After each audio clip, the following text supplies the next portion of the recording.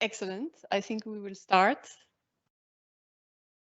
Welcome everyone who is physically present here in the room, all the UNODC colleagues, Welcome everyone who is joining us online for this official launch of the UN World Drug Report 2022.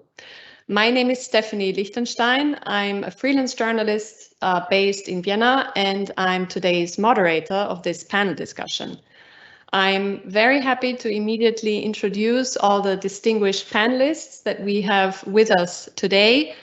I'm starting with you, Angela May, who is with me here present physically in Vienna.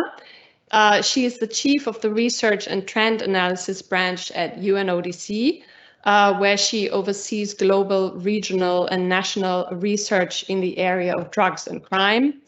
And Dr. May is responsible for global reference research publications such as the World Drug Report that we are discussing today. We have 4 more panelists with us who are joining us virtually. We have Jonathan Calkins. Jonathan is a professor of operations research and public policy at Carnegie Mellon University. Dr. Calkins specializes in systems analysis of problems pertaining to drugs, crime, terror, violence, and prevention. And he has authored and co-authored an impressive number of books and articles on the topic. We also have with us Sara Esmizadeh. She's heading the women's department at Rebirth Charity Society. And she's also a project manager at the Asian Drug Demand Reduction, which is an association of NGOs. She's currently also conducting her PhD in sociology at the University of Tehran on the lived experience of women at the intersection of motherhood and drug dependency. We also have Abel Bazutu. Abel is a senior drug control program officer at the African Union Commission. He works to involve facilitating formulation and review of continental policies on drug control. And he also coordinates the implementation by member states. So he has extensive experience on policy formulation. And last but not least, we have Daniel Brombacher, who is the head of the Global Partnership on Drug Policies and Development, which is a global program at the German Development Agency. The program is implemented on behalf of the Federal Ministry for Economic Cooperation and Development under the political lead of the Federal Drug Commissioner. Now, we have a very interesting and very distinguished panel, and we don't have much time. So I would immediately want to give the floor to Angela, who will give a brief overview of the content of the report. And afterwards, I will also be asking a few specific questions to the virtual panel. And after that, I would like to give you, our audience, the opportunity to ask some questions. So please do prepare your questions already now. Send them in the chat function to us so that we can select them and take a look. And please also kindly, when you pose your question, maybe identify already yourself one of the experts that you would like to address the question to. So without further ado, Angela, please go ahead and give us an overview. Thank you, Stephanie, and good afternoon to all of you online, or good morning, wherever you are, but good afternoon from here in Vienna. And I just give you briefly a flavor of what you can find in the World Drug Report, hopefully to trigger a bit of interest to you to open. Is really a very comprehensive publication. There are 5 booklets.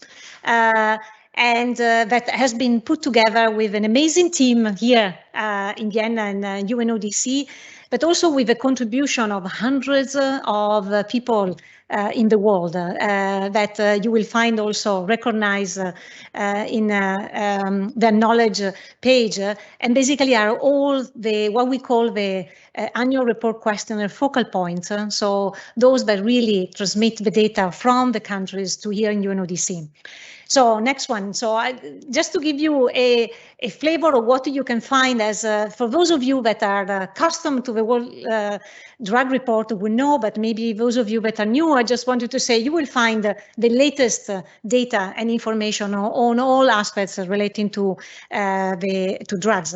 A lot on terms of use, the number of users, the impact on health on drug use, but also from a supply side, production, seizures, and also, as you can see there, for example, maps to really show, to really see the flows of drugs, or where they go and where they come from and where they go. Some of the data that we present are related to 2020 and some to 2021. Of course, we have been trying to put together the most timely data, but some again related to 2020. Next one, please. So, what beside all of this that you find in the booklets, what is to highlight this year? Well, one of the highlights is really to see that we have really reached a record high of cocaine production. We almost have in the world about 2,000 tons of pure, 100% pure cocaine. And this is the global cocaine market doesn't seem to stop, and we continue to see expansion over expansion. And what is interesting to see also that you see there in the map, it is just a mapping of seizures in the last 2 years. But what is interesting is what we call emerging markets. So we all know that the big cocaine markets are in North America and in Europe, but as you can see, there are also other markets that are expanding. And so that's also is a worrying trend. Next one, please. The other thing that we have seen in the World Drug Report has been to look at, next one, please, at we ask ourselves, what is the most harmful drug? We all know, and again, those of you that are expert on drugs will know well that in terms of deaths, the drug that really cause most of the drug-related deaths are opioids. But when we ask countries and ask what is the most harmful drug that you see in your countries in relation to what we call drug use disorders, so kind of drug dependence, or in terms also of people in treatment, it's interesting to see that, for example, 40% of the countries, they say cannabis as the drug that cause most of the people with drug use disorders. And a similar proportion of countries also saying that in terms of is the main drug that brings people into treatment. And I don't have the time to look at it, but again, invite you to look at the graph on the right. It's just to see that there are different regions have different colors, means that the different regions see people in treatment for different type of drugs. So basically to say that what type of drugs is most harmful, it really depends on the region and the country. Next one, please. The other things, but for the first time, actually, we have done at the global level is to look at the gender distribution of drug use. Amazingly, we had not done before. So it's interesting to see by drug, the infographic that you see there on the top is basically the distribution by sex, by male and female of the different type of drugs. And so you see that for certain type of drugs, particularly the non-medical use of substances, both opioids, or stimulants or tranquilizers, for example, there is almost gender parity. But also like control, more, if you want traditional drugs like amphetamine type of stimulant, you see that we have almost gender parity. But for other more, if you want traditional drugs, you see that actually the percentage of women is much as can be as low as 15%.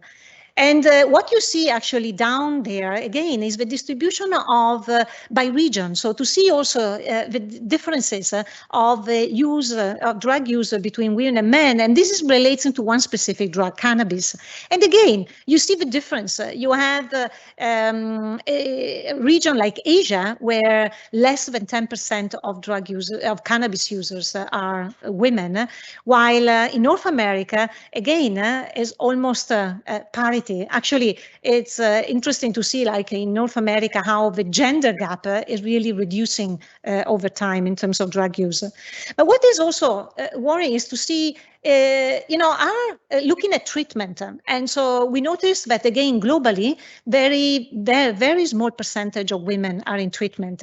And so, for example, as I was saying before, if we look at the users of amphetamine type of stimulants, about 1 in 2 is a woman. But if we go and we see people that are in treatment for amphetamine type stimulants, actually only 1 in 5 people are women. So this is maybe due to many reasons, but one of the most worrying reasons that needs to be explored more is also accessibility. It looks like there is less accessibility to drug treatment for women, mainly due also of stigma and accessibility also of the possible drug use disorder among women. Next one, please.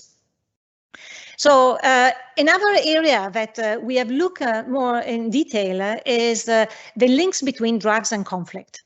We have seen like conflict where there has been traditionally for example, the cultivation of some drugs. Parties to the conflict have used drugs, the production of drugs, or the trafficking of drugs to find the resources for the conflict. What is interesting to see is particularly the production of synthetic drugs and analyzing the situation basically in Syria and also in Myanmar. What is interesting to see is how the production of synthetic drugs has moved into conflict areas, particularly in where the conflict has been close to larger consumer markets. And it's the case of methamphetamine in Myanmar with a large market of methamphetamine in Southeast Asia, and the case, for example, of Captagon in the Middle East, where clearly countries in the region sees Syria and Lebanon as the source of Captagon, and clearly they're close to the biggest Captagon demand region, that is the Gulf. And so what can we learn, I think, in particularly analyzing the past on what we can expect also in the conflict in Ukraine? And what we can learn is basically 2 things. One is that the conflict can disrupt drug routes. We have seen it, for example, in the past Yugoslavian war, as how the large trafficking of heroin through the Balkans during the Yugoslavian war diverted into still in other parts of the Balkan to avoid the war. But what we have learned, as I was saying earlier, is particularly the possibility that conflicts can become, as we call it, a magnet for the synthetic drug production. And before the war in Ukraine, there were more than 70 laboratories dismantled before the war. So even if these laboratories were likely to be not particularly large, but that's an indication that there could be the skills inside the country to produce synthetic drugs. And then again, if the conflict continues, that is something that we need to watch and to monitor. Next one, please. So the other things that we have looked in details is the impact of cannabis legalization. I'm sure John will elaborate on the caveats of on what we can learn and what we can learn at this point in terms of impact of cannabis legalization. But what we have been trying to do this year is to really to say, with all of these caveats, what can we say at this point in terms of what are the trends that we say, again, knowing that these are not definitive and it will require decades to really see the impact. But again, you can see there in the infograph the areas that we have analyzed in terms of impact. Next one, please. So the other area that we have seen, and you can find in the report, is we have analyzed what is happening in Afghanistan, and 86% of all the global opiates in the world are produced in Afghanistan. So what happens in Afghanistan has an impact on the opiates market almost in all regions, including in the Americas, where Afghan heroin reached Canada. and definitely large impact of the Afghan production in Asia and Europe. So you can find in the report 3 scenarios and described in details and to see what these 3 scenarios, what kind of impact they may have around Afghanistan and inside Afghanistan. Next one, please. The one area that we really have focused in details for the first time in the World Drug Report is the impact of drugs on the environment and the links between drugs and the environment. What we have learned is that clearly, globally, drugs are not the one that drive the environmental impact all over in terms of biodiversity or climate change. But what we have clearly seen is that there is localized, and for some communities, actually there is an impact that, a strong impact on the environment. And just to give you an example of the map, there is a map that identifies the dumping site that we find of synthetic drugs between Belgium and Netherlands. And there has been, we present research that shows how the dumping of the waste from synthetic drugs that could be substantial, up to 30 times of the weight of the product itself, can really have impact on the soil, on the water around, and that has an all implication again for those communities in the overall agriculture and food chain. In terms of, you see there something on deforestation, again, whether drugs are not the one that lead globally deforestation in the world, but again, for those communities that live out of forests, and this is an example of coca cultivation that directly is very small, the percentage of deforestation that is relating to coca cultivation. But what we call, there is a much larger associated deforestation that is relating to coca cultivation that, again, has a clear impact in those regions. Next one, please. And then it's the last. And then the other thing that we have seen, look at in terms of the environment, we have also measured the impact in terms of carbon footprint. And we have compared the carbon footprint, for example, of cocaine production with the other what we call alternative crops that are often used in alternative development project, again, in those communities where coca is cultivated. And also on the right, you can see the comparison of the carbon footprint between indoor cannabis cultivation and, for example, outdoor cultivation. And you can see there the size of the foot that is as definitely much larger indoor, particularly for the large use of energy. But also, and this is how you compare with other energy intensive food crops. So with that, Stephanie, that's just to give a flavor. There is a lot in the report. And so I hope that this is enough to trigger your curiosity. Excellent. Thank you very much, Angela. It's indeed, there's a lot in the report. There's a lot in your presentation.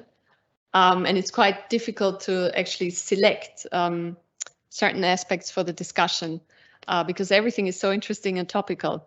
But I was thinking one of the most triggering, interesting aspects I thought was what you presented also, the gender aspect. So Sarah, if it's okay, I would start with you. As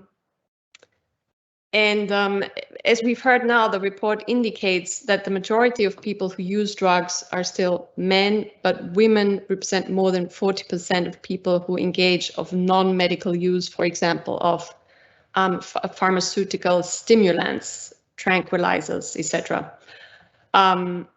And we've also heard that women are still underrepresented in some of the drug treatments. So I was wondering if you could maybe elaborate on that a bit, also on your practical experience. Is there anything that can be done to improve gender-sensitive services for the treatment? I think it would be interesting if you could give some more information on that. Thank you.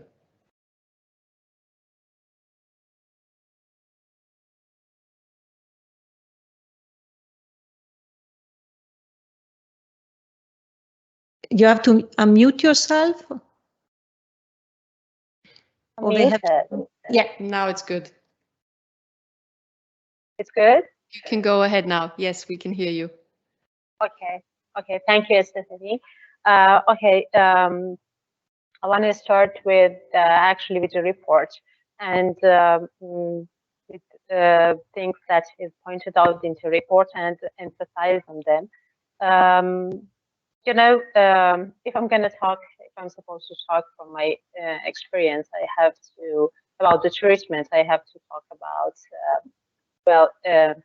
you know, there's a very different number of men and women in treatment, and I have to say that if we want to, in addition to what is pointed out in the report, if we want to talk about it, we have to talk about. I'm talking about the region I'm living in, the country and the region I'm living in. We have to talk about the cost of the actually treatment. You know. Women are more likely to be financially dependent in the region that I live, and you know, when they want to go to treatment, they need financial resources that they cannot provide. They cannot receive it from the family that is not supportive or the drug using partners. So any gender sensitive treatment should actually offer a solution for covering the expenses of the treatment. And okay, I'm gonna, can you, Stephanie, please ask your question again? Sure. So yeah, I think, can you hear me now? Yes. Yes. If it's okay for you to provide a little bit more from your insights and experience on what can be done to improve gender-sensitive services for drug treatment.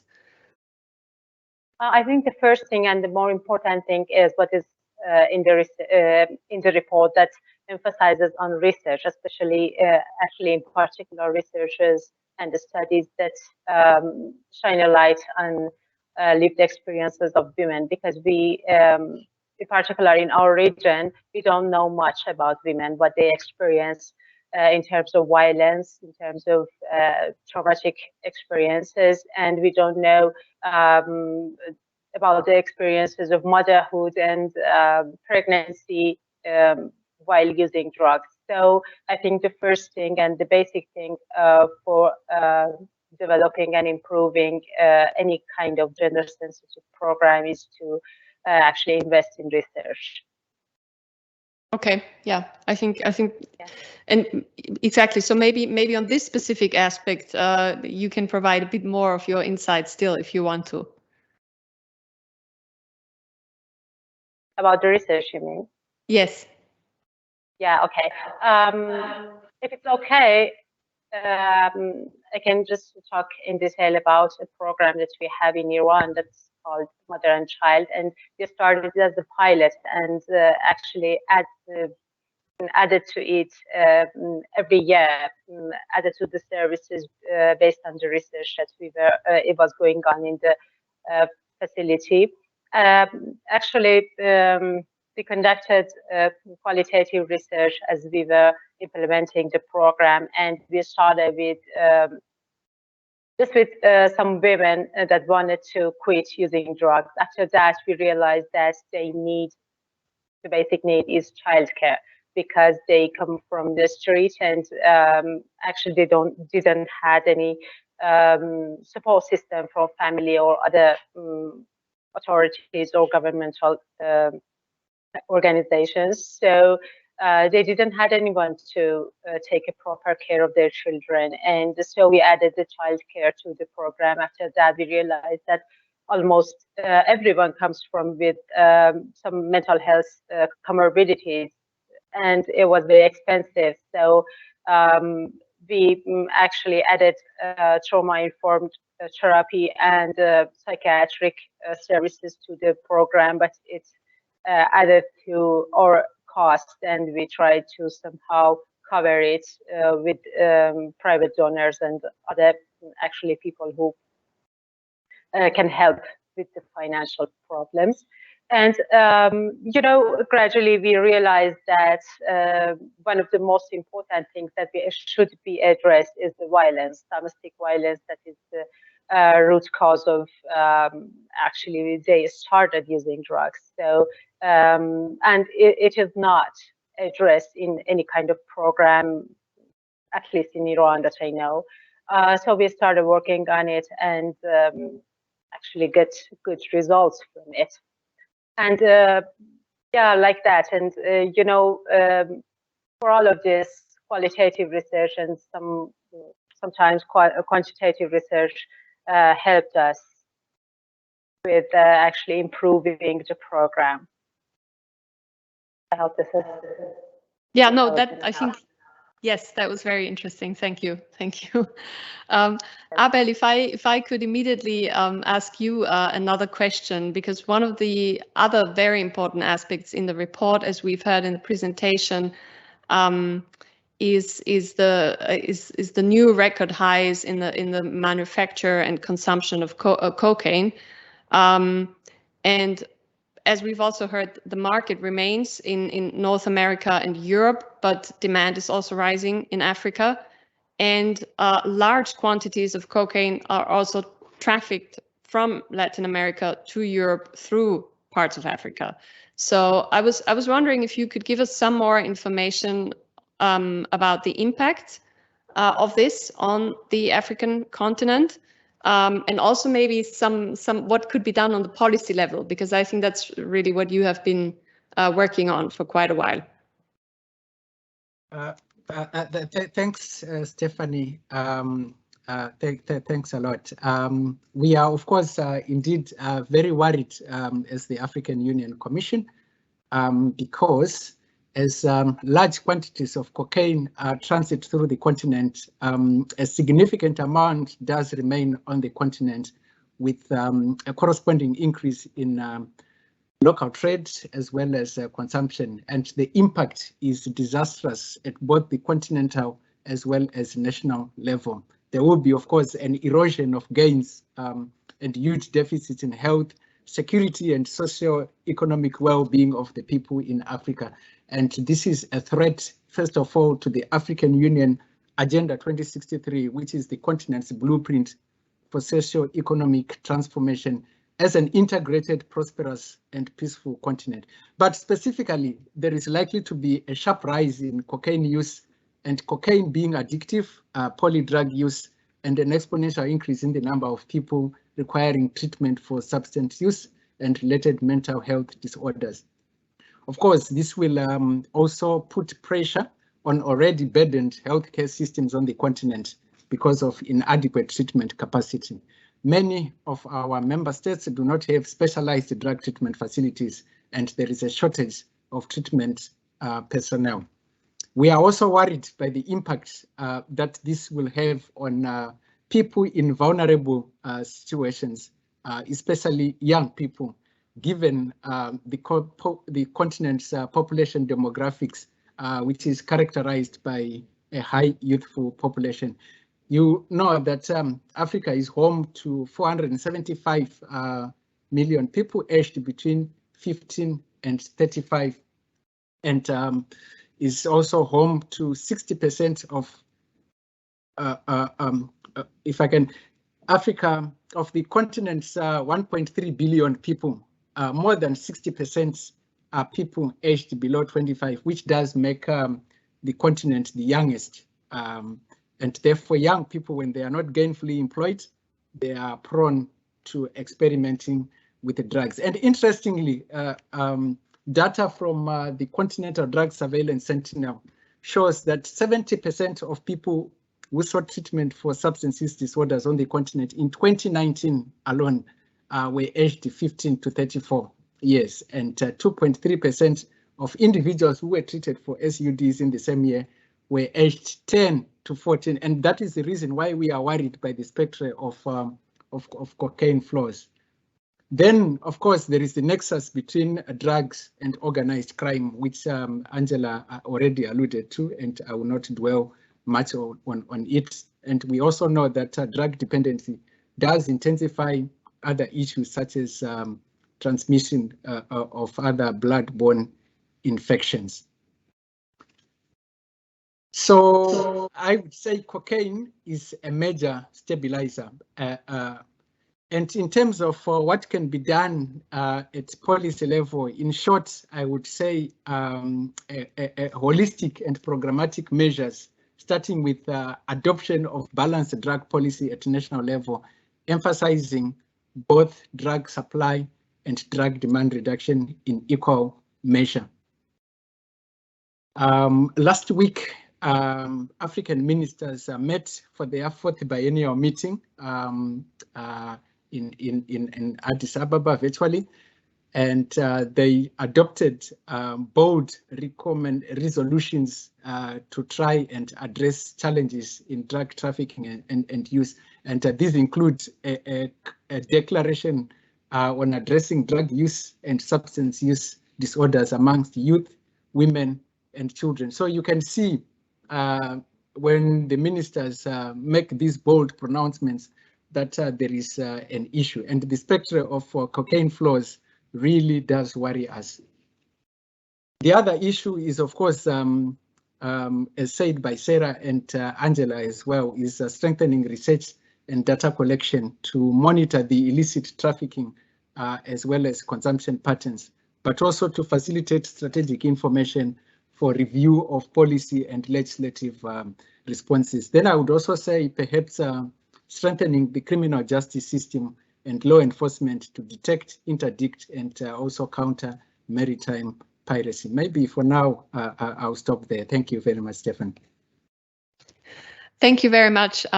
Maybe just one very brief follow-up question in terms of the policy formulation.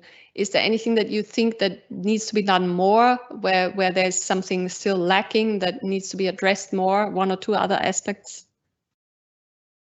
Yes, Stephanie, decisive action is needed to balance supply as well as supply suppression as well as drug demand reduction efforts. Our member states are coming from a background of maybe strengthening the supply suppression side, but ignoring drug treatment. And I'm here talking about investing in drug treatment infrastructure, but also ramping up early prevention, especially within schools, being inclusive as well, including the media, including maybe indigenous methods, such as working with families, working with traditional communities, such as traditional chiefs. Great, thank you so much. So I'm jumping from one topic to the other, but I feel this is really the only way to look at it, as many aspects as possible. So John, I'm turning to you and to the multi-million-dollar question that everyone wants to be answered today. So the issue of cannabis legislation, it's obviously highly politicized. It's something that is being discussed globally, but mostly North America and Europe. There's a debate ongoing in Europe. Some countries are beginning to decriminalize it. There's also a number of jurisdictions in North America that have legalized cannabis. So yeah, I mean, it's an ongoing issue, an ongoing political debate. So I think from your perspective, it would be really interesting, like from an analytical perspective, if you could give us some more information about the potential impact of cannabis legislation on such issues as consumption, public health, safety. I mean, it impacts all kinds of areas, right? So yeah, I would be very interested in that from you. Please go ahead, John. Sure. Thank you for the question, and thanks to everyone for the chance to participate in this very exciting event. I think the most important observation is that decriminalization only has relatively modest effects, and there's a very big difference between legalizing use and legalizing supply, particularly legalizing supply by a for-profit industry. Legalized commercial production and distribution has big effects. It leads to higher potency products. a proliferation of different product forms, including higher potency forms that are made via extraction, things like dabs and vapes. It leads to an increase in prevalence, not huge, but what's striking is much more frequent use, meaning more days of use per month, and also greater amounts of THC consumed per day of use. So those last two together suggest big changes in intensity of use, much more so than changes in prevalence of use that come with legalization of commercial supply. Seeing a difference between commercial supply legalization and use as such? Right. Legalizing use means yes. removing criminal sanctions from the users themselves has a much impact on all sorts of outcomes than legalizing a for-profit industry to produce, distribute, and market all these different forms of cannabis. I see. Okay. And so if you look at all these different areas where this could, both of these issues could have an impact, what would you recommend? Well, the recommendation is to be cautious on the legalization of commercial supply and for regulators to have a skeptical attitude towards industry and respectful of the power of industry to shape patterns of use. So legalizing use has pros and cons, including reducing numbers of arrests, but it's an entirely different question whether you legalize commercial supply. That is a much riskier and more impactful policy path. And that would also have a risky impact on criminal justice responses, for example?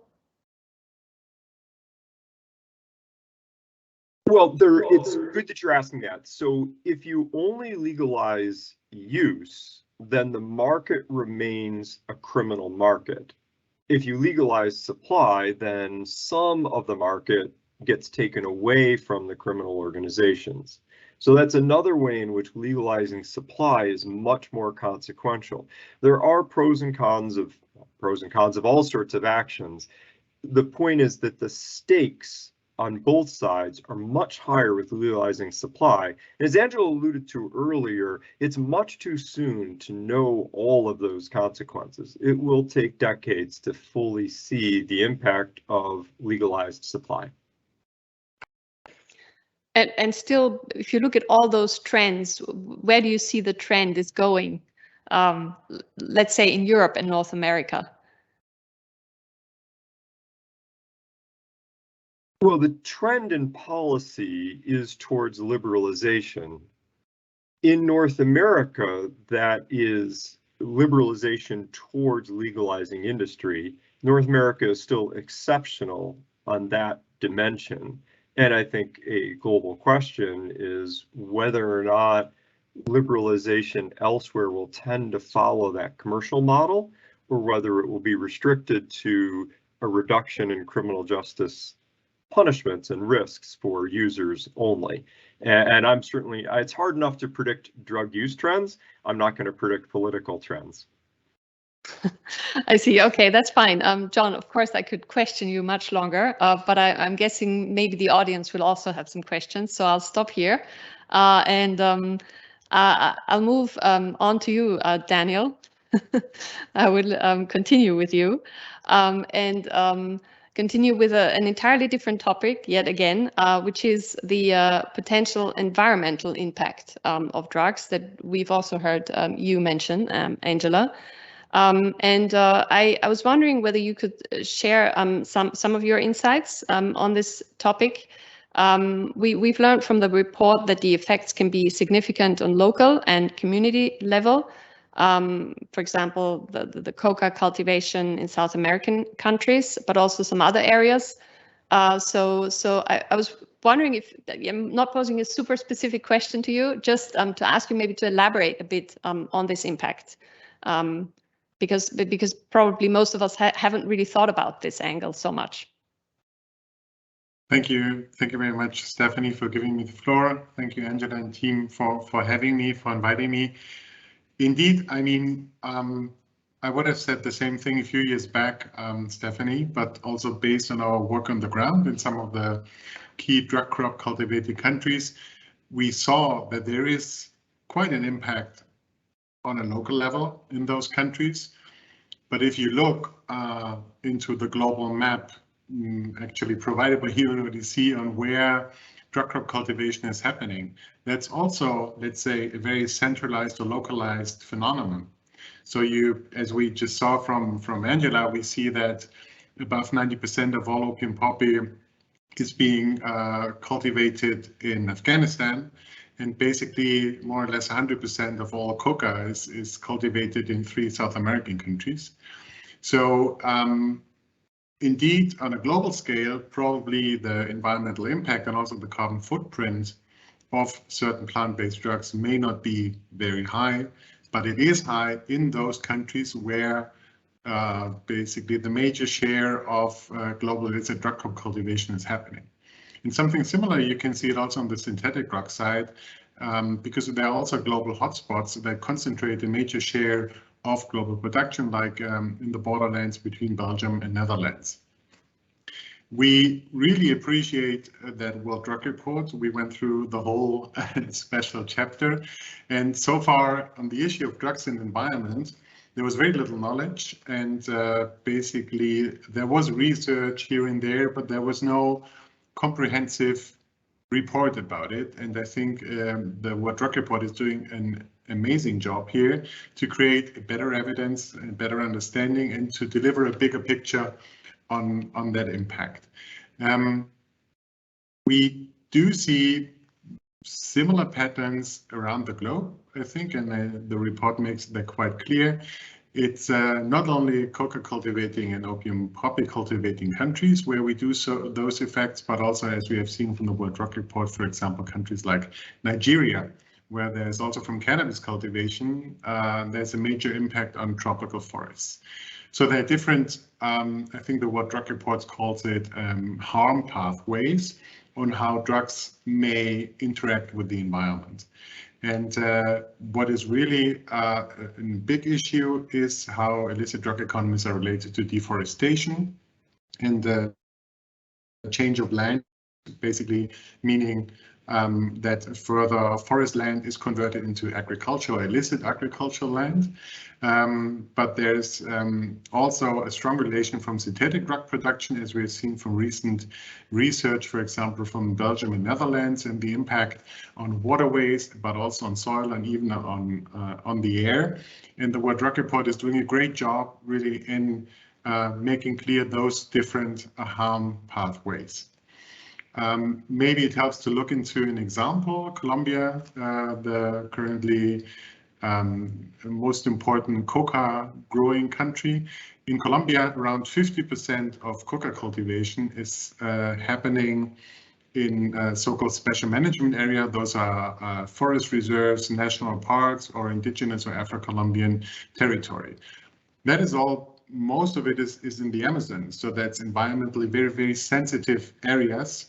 And in principle, agriculture is either very limited or not even legal in those areas.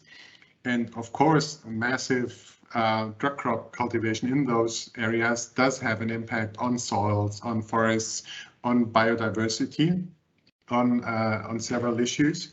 And I mean, Angela made it quite clear that there is not enough or not really good evidence about a direct impact of drug crop cultivation on deforestation. That means that not necessarily a coca growing farmer would move into the forest and cut down the forest and start coca cultivation there. That does happen, and in some areas it's more than in others. There's a secondary effect. For example, coca cultivation does push the agricultural frontier, the agricultural border deeper into the Amazon rainforest. So others follow afterwards. And then there starts cattle ranching, then there are roads being built, and then basically a whole area is being colonized that was formerly was not part of agricultural land. We see that. We see, for example, in Central America, a secondary effect that is quite interesting, that due to money laundering related to drug trafficking, land is being purchased on a major scale. And then that land is being converted into agricultural land to launder the income from the illicit economy. So there are quite interesting and quite strong effects on a local level in those countries that do concentrate certain share of the global drug economy on their territory. And maybe also interesting because it was mentioned before, what does it mean on a policy level? What does it mean for an alternative development approach? So what can we actually do? I think the evidence is great also to see that there is not only an income factor when speaking about alternative development, but there is also, let's say, a green element, because the carbon footprint of cocaine and is what I think the World Drug Report said is 30 times higher than, for example, of cocoa, a typical alternative crop, and even 100-something times higher than, for example, from sugarcane.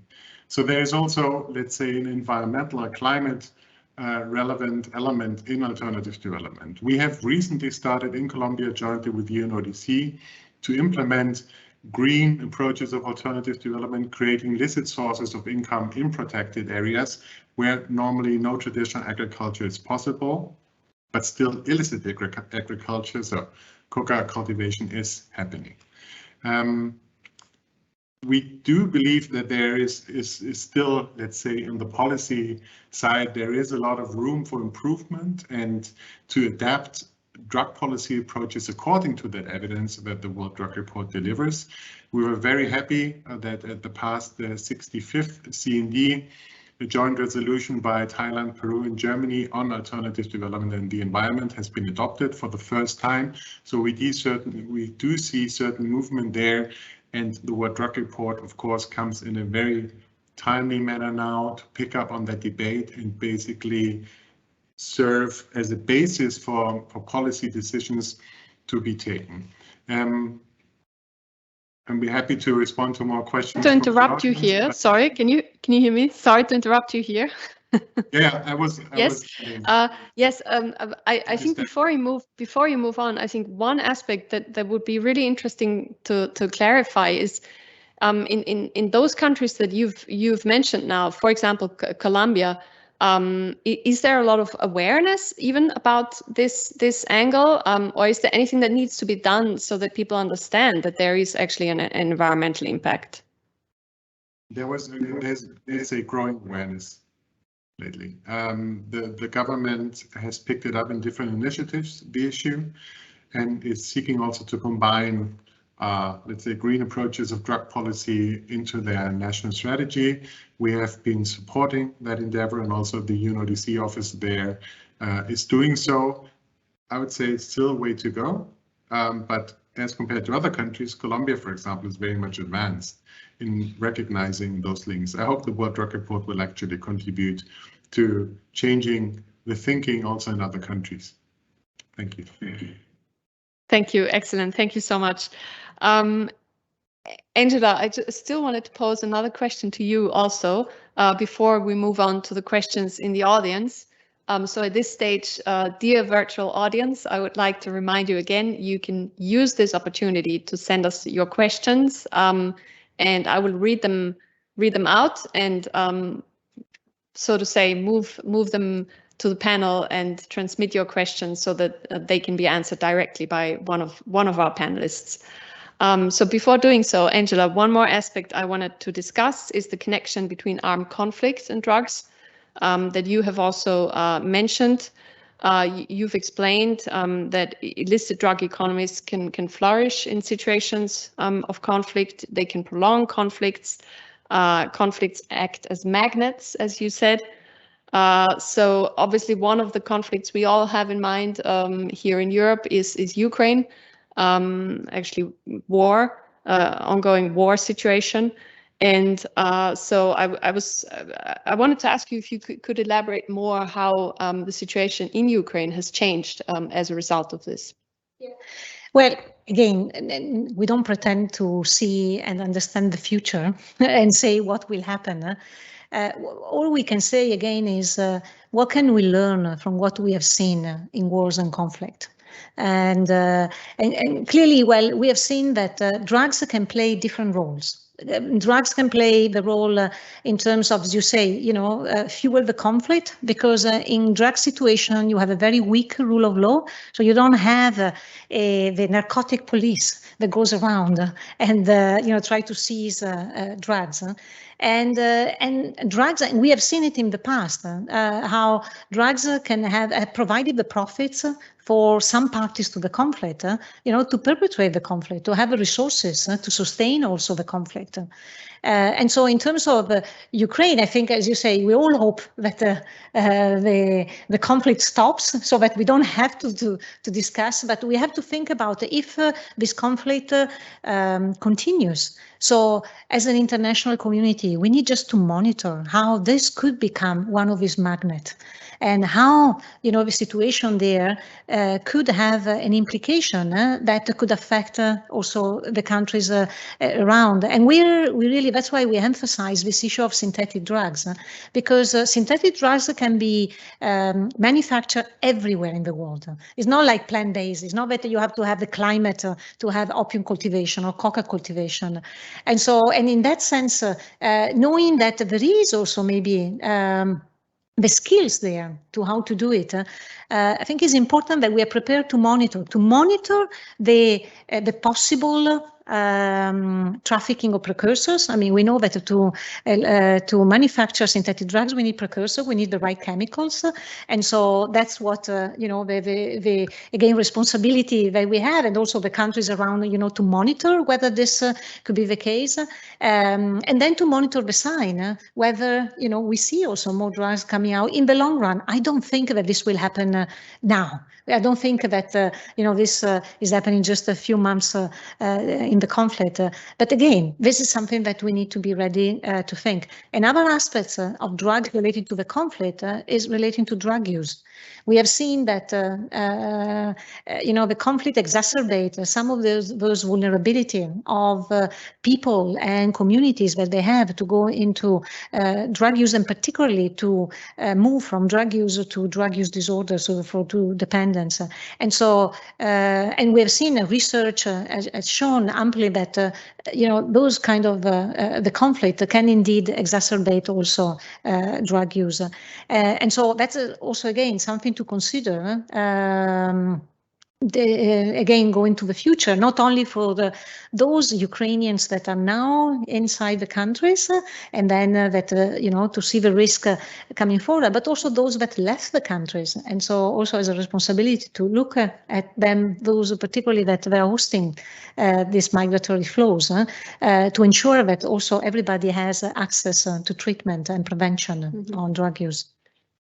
I think one of the aspects you also mentioned is that the war is happening close to a consumer market, right? So have you seen any changes as a result of that? We are monitoring so there are two things that potentially could affect. One is the trafficking of heroin. Mm-hmm. So we know that there was before the war, there was some heroin going through Ukraine, particularly from some of the Caucasus, and so going to Ukraine. And before the war, we were seeing just some slight increase in terms of seizure, so suggesting maybe there was also an increase in terms of flows. Was not massive. So the majority of the heroin that goes from Afghanistan to Europe still go more through what we call the traditional Balkan route that goes from Afghanistan, Iran, Turkey, and goes to the Balkan. But there was some. So one of the things that we are monitoring, whether we see more drugs going south. Mm-hmm. So instead of going through Ukraine, to see if there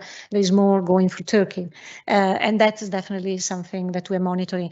In terms of synthetic drugs, again, the labs that were seas before the war were majority were amphetamine, so they were manufacturing amphetamine, and in Europe there is a market of amphetamine use. So again, there is the potential, and the European drug market is in a way also not only a large market but also profitable, because drugs sell well in Europe. So these are the aspects that I would say we need to monitor. Thank you very much. I'm now receiving some of the questions from the audience, so maybe I will start reading out one of them, where I'm thinking you could maybe immediately answer it, Angela. I then have some others that I will address to you in the virtual panel, but maybe let's start with you, Angela. One of the questions is, what is the most likely scenario in Afghanistan regarding opiate production and impact on the world? Well, the three scenarios that we have analyzed are kind of drastic changes that could happen since we're talking about since last year. And one is considering the situation, the acute problem with social and economic development that we have been seeing in Afghanistan. And again, from previous research, it's clear how poverty or accessibility to some basic services, etc., are among the drivers of opium cultivation in Afghanistan. So with exacerbation of the problem relating to finding jobs, finding food, there is also an issue of food security now in Afghanistan. This situation is likely to bring more production, so to increase production. We are now monitoring the 2022 harvest, and so in September we will be able to come with the data based on satellite images, etc., to understand whether there has been an increase. So in relation to the situation that we see, we can say, is likely to increase. But there is also another element that we can say equally is likely to decrease, because the Taliban announced a drug ban, a ban for all drugs. And the sign of whether this ban is actually enforced on this harvest is mixed, and probably given the situation, it's hard to say whether this will really impact the harvest. Now, what we have seen that is clear, the impact has been the increase, a sharp increase on the price. So as soon as in April there was this announcement, of course, the price of opium went up and is still up. So that is, we see it, that's a clear impact. But whether, if it's not enforced with this harvest, will it be enforced for the next harvest? And whether, and that is the question mark. And then what we need to monitor is to understand that if there is a drastic reduction, so if it happened, what happened in Afghanistan in 2001, where really there was a drastic reduction in the production, then again, we need to think about what will happen inside Afghanistan, with a large amount of users and people dependent on opium and heroin, and also outside Afghanistan. So how the demand, the shock in the demand will be responded to? Will there be cultivation in other countries, or will maybe not immediately, but in the long run, users that are today of heroin change to other opioids, and the worry is that they could also change to more harmful opioids. And we have seen what is happening in the US with the opioid crisis, the possible impact of what synthetic opioids could have. Okay, thank you. I think that answers the question. I have one more question from the audience to you, John. It's about the benefits of regulation and legalization.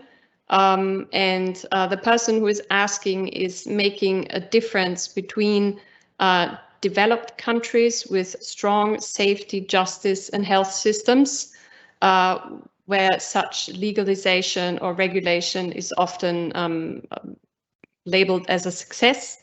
However, the person asks, the benefits of drug regulation and legalization are not very clear in countries with weak safety, justice, and health systems. So in your experience, how to deal with the issue of legalization and regulation in such weak contexts? for example, with a very low level of rule of law? And is it possible to have some examples of such situations? Sure. Well, so let me first say, all those things I was talking about before, the increase in the variety of substances, the increase in potency, the increase in frequency of use, the increase in intensity of use, more amount of THC, all of that happened in the context of very strong regulatory systems. So all those bad things can happen despite really sincere good faith efforts to do regulation well. And one of the sobering lessons out of North America is the extent of regulatory capture of even well-intentioned regulatory systems. That doesn't mean out and out corruption, but it means industry holds a lot of cards. Industry has a lot of information. Industry has a lot of sway. So with that as backdrop, the potential for industry to exploit situations, generate profits at the expense of increases in dependent use and so on, would of course be much greater in a situation where the regulatory structures are weaker. Right. So the general caution out of North America is when you replace an illegal market with legal supply, the good news is it's a reduction in the power of criminal organizations, potentially a reduction in violence. But that new industry, even though it's legal, is powerful, and its goal is not to advance public health. Its goal is to make money. And so the advice is any country that's thinking about making that switch should be cautious and respectful and try to structure things in ways to restrain the power of that new industry, which is powerful and acts in its own interest, not in the interest of public health. Okay, thanks. I think that the person also had a question about maybe a specific example of one of those weak contexts. Is there anything you have in mind specifically? If not, unfortunately, a lot of the historical experience has been not something that would lead one to be optimistic. Right? There are many instances of legal industries taking advantage of weaker regulatory structures. The tobacco industry being the obvious one. As nations switch to legalization, look to the behavior of industries like tobacco and alcohol to get some inklings of what a legal cannabis or legal other drug industry might look like. All right. Yeah, thanks. I have another very interesting question that I believe is for you, Abel. If you could please let us know a bit more about the Tramadol crisis in Africa and how it's been addressed in the region.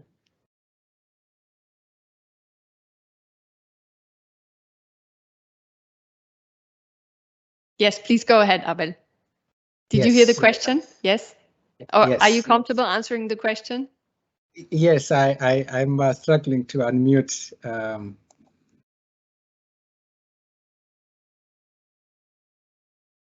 We can hear you.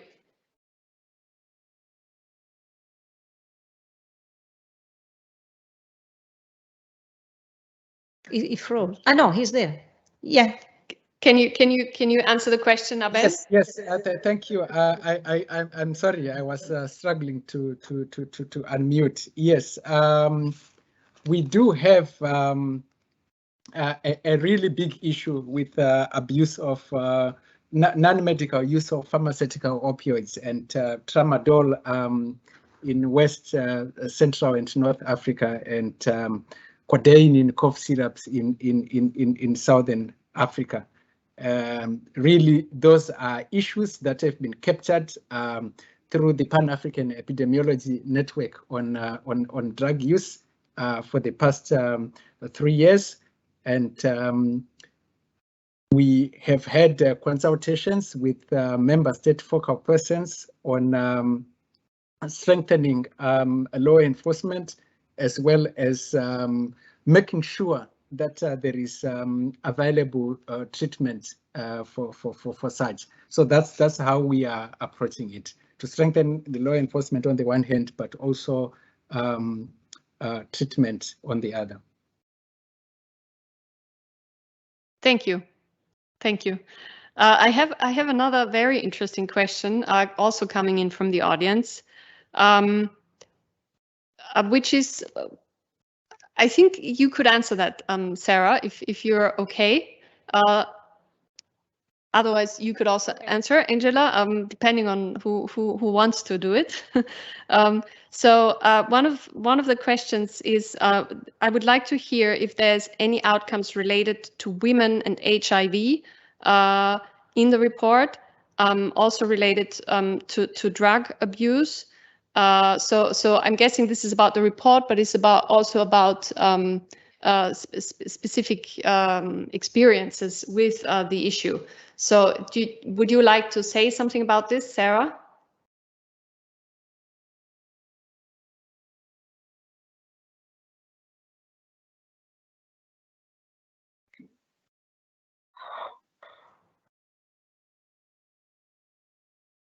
Can you hear me? Yes.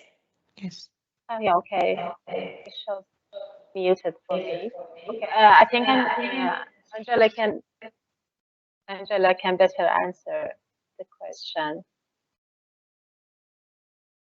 Yeah, okay.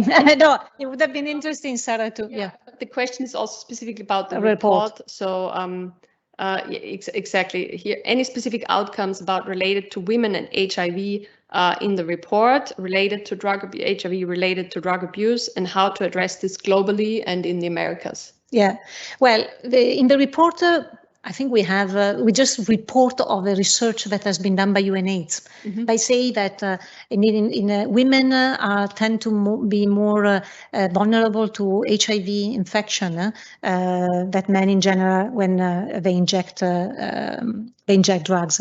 Again, there are still less than men because there are less women that inject drugs, but in terms of risk, and also in terms of death risking for, the risk of dying by drug-related deaths is also higher in proportion to men. Again, there are less women that die because there are less women that use drugs. But if you take 100 women and you take 100 men that use drugs, women progress to, in a way, they have a higher risk of dying or drug-related deaths as compared to other risk factors. Also because men die for many other reasons that women don't die. So again, in comparative terms, drugs in terms of risk is more important for women than for men. But again, in a context again where you have less women affected than men. So how to address it? And I think Sarah initially also gave us some good issue.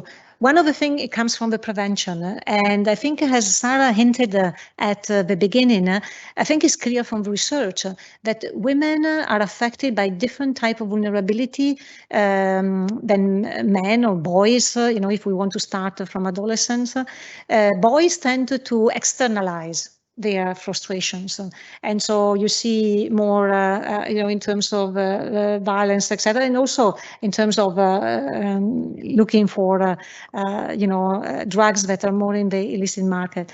And then while women tend to internalize the problem, this links more with depression, with more other type also of mental health issues. And so again, when women start using drugs, they progress to drug use disorder faster than men. And so for all of these progressive also issues that they have, and as Sarah was saying, also some relating to violence. Many, is relating to violence against women, violence in the family, and that is also trigger the drug use among women. And then in terms of what to do, again, I was saying in prevention, what we are missing really is gender-sensitive prevention research. We know a lot on some of the issue in prevention, what is evidence-based, what it works, but we know it more in general. With the data that we have with the World Drug Report showing that women tend to use substances that are more, if you want, if we may say, socially acceptable. You know, using a tranquilizer that eventually you can find in the pharmacy, but not to use it for medical reason, probably is felt more acceptable.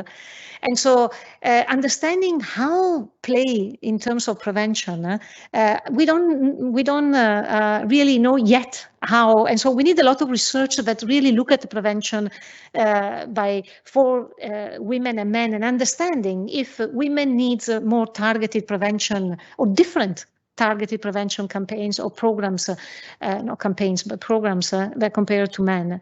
And then also in treatment, as I think, again, Sarah was saying, some of the ingredients that we need to make sure that women have accessibility to treatment.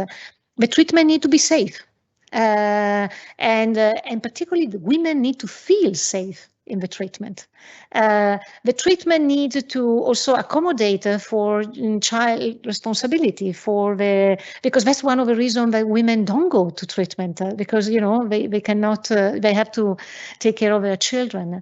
And then treatment that they have comorbidity, you know, that they offer also drug use in the context also of mental health.